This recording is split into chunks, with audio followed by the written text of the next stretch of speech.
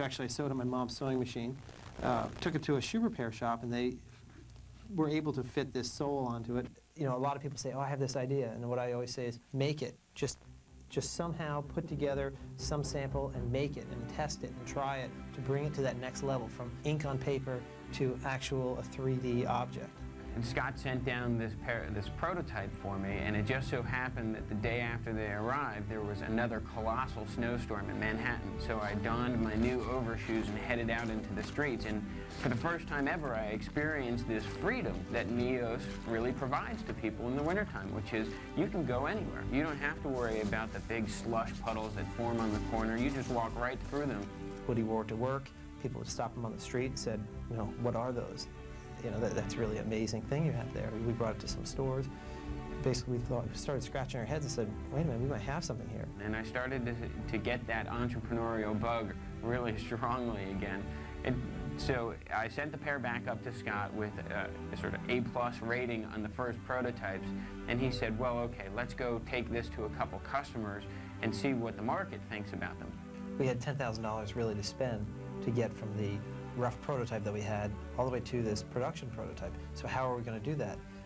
Really, how can we stretch that money as far as possible? What things can you do without? What things can you do another way versus just calling up the guy who always does this for you and charges you astronomical prices for it? What other ways are there to do it? So one example of that was coming up with a last.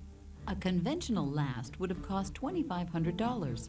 By simply sawing his own, Scott saved precious capital that could go into areas like marketing. I went in to see L.L. Bean. L.L. Bean said, that looks great. Here's a purchase order for 450 pairs.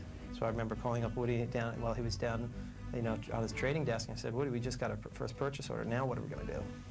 We basically then thought, all right, how are we going to finance this? And there's obviously different ways of financing. We chose to sell part of the company and have outside investors finance it.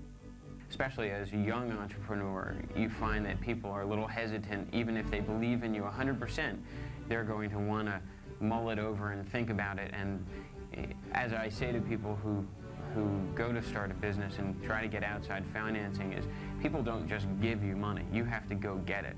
One of the best pieces of advice that we ever got in that early financing stage was raise twice as much as you think you'll need. Figure out your most pessimistic budget and double that.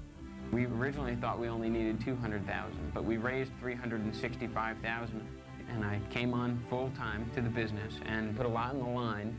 We had sold our preseason orders to the mail order companies like Hammacher Schlemmer and Brookstone, and they started calling us in September after we had made our initial shipments and their initial catalogs had dropped.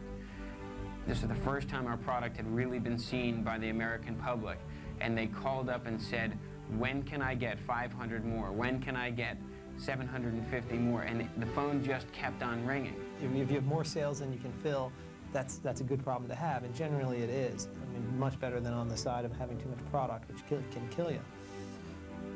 But again, also you don't want to make your customers mad, because if you don't buy enough product, then your key customer is saying, hey, you know, you're sold out of product, what are we going to do?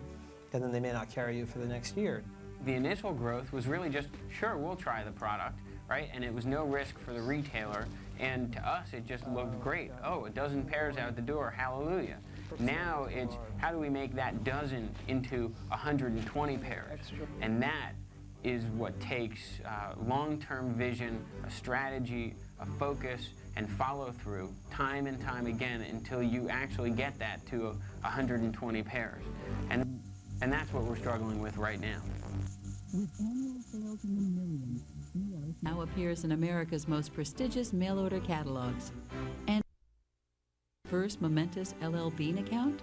Unfortunately, we've never done business with them since then, but we'll be eternally grateful to them for giving us our start, and hopefully we'll get back in now that we're a more mature business and a more mature product line.